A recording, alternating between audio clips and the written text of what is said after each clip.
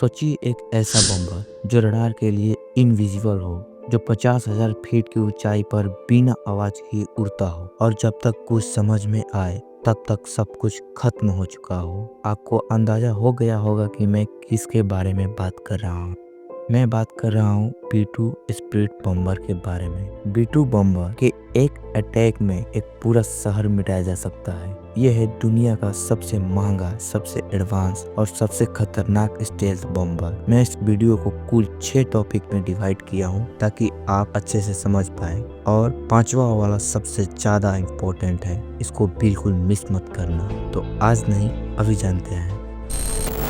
Number 1, B-2 बम्बर क्या है? B-2 बम्बर, जिसे फ्लाइंग विंग भी कहा जाता है, एक अमेरिकी स्टेल्थ बम्बर है जो न्यूक्लियर और कन्वेंशनल दोनों तरह के बम ले जा सकता है। इसका काम है चुपके से दुश्मन के सीमा में घुसना, टारगेट पर सटीक हमला करना और बिना रडार में आए हुए मिशन कंप्लीट करना। नंबर 2, ये रडार से कैसे छुपता है? B-2 का सबसे बड़ा रहस्य है इसकी स्टेल्थ टेक्नोलॉजी।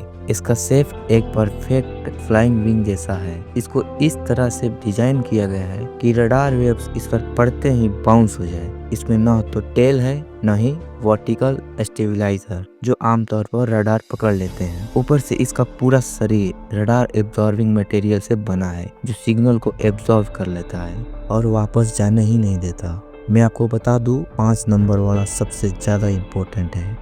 नंबर 3, दुनिया इससे क्यों डरती है? एक B-2 बम्बर करीब 18,000 किलोग्राम तक बम ले जा सकता है, जिसमें न्यूक्लियर वेपन भी शामिल होता है। ये अमेरिका का top secret global strike Arsenal का हिस्सा है। एक B-2 बिना फ्यूलिंग के 11,000 किलोमीटर तक उड़ सकता है और अगर हवा में फ्यूलिंग किया जाए तो दुनिया के किसी भी कोने में पहुंच सकता है। ये चुपके से जाता है, अपने टारगेट को डिस्ट्रॉय करता है और जब तक किसी को समझ में आए क्या हुआ तब तक ये 9-2-11 हो जाता है। नंबर 4, ये B-2 बम्बर कितना महंगा है?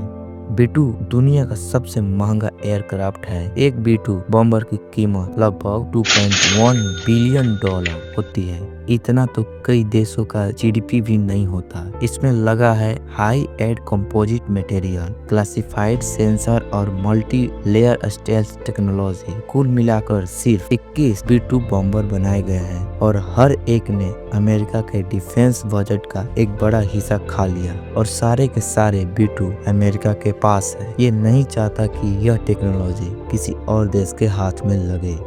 और नंबर 5, सबसे इम्पोर्टेंट, B-2 कैसे काम करता है? B-2 पूरी तरह से कंप्यूटराइज सिस्टम से चलता है। इसमें 4 टर्बोफोन इंजन होते हैं जो इसे बेहद साइलेंट बनाते हैं। टारगेटिंग, नेविगेशन और बमबारिंग सब कुछ flying by wire system on board AI से कंट्रोल होता है। ये एयरक्राफ्ट अपने आप खतरे और रडार को पहचानता है, ऊंचाई एडजस्ट करता है और पायलट को रियल टाइम डाटा देता रहता है।